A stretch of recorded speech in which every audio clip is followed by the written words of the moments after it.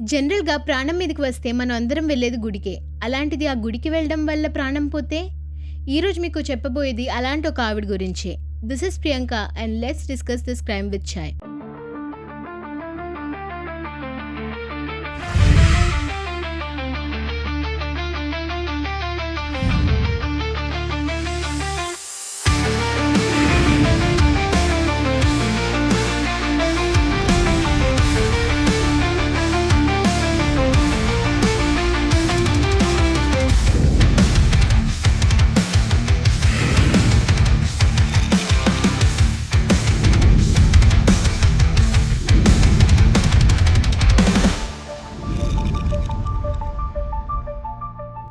ఈరోజు మనం మాట్లాడుకోబోయేది కేడీ కెంపమ్మ గురించి. ఈ పేరు కన్నా సైనైడ్ మల్లిక అంటే బెటరేమో. ఈమె India's first women serial killer. అసలు ఈవిడ బ్యాక్గ్రౌండ్ ఏంటి, అసలు ఎంతమంది ఈవిడ వల్ల చనిపోయారో తెలుసుకుందాం. కేడీ కెంపమ్మ కర్ణాటకలో కగ్గలిపుర అనే ప్లేస్లో 1970లో పుట్టారు. ఈమె చాలా పేదరికంలో పుట్టడంతో ఎప్పుడూ ఒకటే కోరిక ఉండేది, ఎలాగైనా రిచ్ అవ్వాలి, డబ్బులు సంపాదించాలి అని. కానీ ఒక టైలర్తో పెళ్లి చేసేయడం వల్ల డబ్బులకి బాగా ఖాతం అయ్యి ఇంకా వేరే గతి లేక ఇంటి పనులకి వెళ్ళేవారు. తను పనిచేసే ఇళ్లలో బంగారం చూసి తనలో దురాశ మొదలైంది. చిన్న చిన్న బంగారం వస్తువులు వాళ్ళకి డౌట్ లేకుండా దొంగతనం చేసేది. దాంతో బాగానే గడిచింది కొద్ది రోజులు. అదే టైంలో ఆమె ఒక చిట్ ఫండ్ స్టార్ట్ చేసింది, దాంతో త్వరగా రిచ్ అవ్వచ్చు అని. కానీ తను అనుకున్నట్టు అన్నీ జరగలేదు. ఆ చిట్ ఫండ్ లాసెస్లోకి వెళ్ళడంతో 1998లో తన ఆయన తనని ఇంటి నుంచి బయటికి తోసేశాడు. ఇల్లు గడవడం కోసం ఇళ్లలో పని చేసేది. తర్వాత అది వర్క్ అవ్వకపోవడంతో ఒక గోల్డ్ స్మిత్ దగ్గర పనిచేసింది. అక్కడే తనకి సైనైడ్ గురించి తెలిసింది. ఎక్కువ మాత్రలో వేసుకుంటే చనిపోతారు అన్న విషయం గ్రహించిన కెంపమ్మ తన నెక్స్ట్ టార్గెట్కి సైనైడ్ వాడాలని ఫిక్స్ అయింది. అక్కడి నుంచి కెంపమ్మ నుంచి సైనైడ్ మల్లిక అయ్యే జర్నీ స్టార్ట్ అయింది. 1999లో ఎవరిని వల్లో వేయాలి అని ఆలోచిస్తున్నప్పుడు మమతా రాజన్ అని 30 years ఆవిడ కనిపించింది.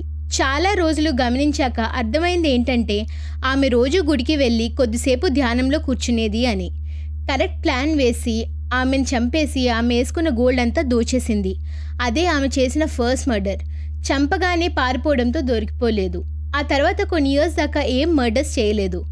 2000లో పూజలు అనే వంకతో దొంగతనం చేస్తూ రెడ్ హ్యాండెడ్గా దొరికిపోయింది. దాంతో పోలీస్ అరెస్ట్ చేసి 6 months జైల్లో ఉంచారు.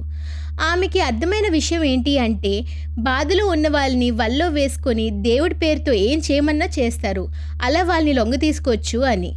2007లో ఆమె నెక్స్ట్ టార్గెట్ పరిచయమైంది. ఎలిజబెత్ పని 52 years ఆవిడ. ఎలిజబెత్ బాధలో ఉన్న విషయం అర్థం చేసుకొని మొదట్లో ఆమె విశ్వాసం పొందింది. ఆ తర్వాత తనకి పూజలు చేయడం వచ్చు అని, ఆ పూజ చేస్తే ఆమె కనిపించకుండా పోయిన మనవరాలు దొరుకుతుంది అని నమ్మించింది. అది నమ్మిన ఎలిజబెత్ని ఒక గుడికి తన గోల్డ్ అంతా వేసుకొని మంచి బట్టల్లో రమ్మని చెప్పింది. పూజలో కూర్చున్నాక తీర్థం పేరుతో సైనైడ్ ఇచ్చి చంపేసింది. చనిపోగానే గోల్డ్ అంతా తీసుకొని పారిపోయింది. సేమ్ ఇలాగే యశోద అనే 60 years ఆవిడ్ని ఆస్తమా పోగొడతా అని, 60 years అయిన మునియమ్మని భజనలు పాడిస్తా అని చెప్పి, 60 years అయిన పిల్లమ్మకి గుడిలో ఆర్చ్ కట్టిస్తా అని చెప్పి, నాగవేణి అని 30 years ఆవిడికి అబ్బాయి పుడతాడు అని చెప్పి పూజలు చేయించి చంపించేసింది.